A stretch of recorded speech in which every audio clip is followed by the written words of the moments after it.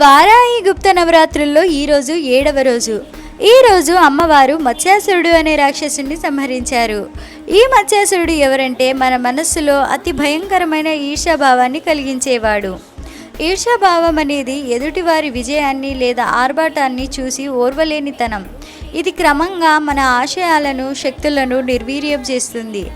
వారాహి అమ్మ తన ఖడ్గంతో మత్స్యాసురుడిని ముక్కలు ముక్కలుగా చేసి భక్తుల హృదయాలను ఈర్ష్య నుండి విముక్తి చేస్తుంది.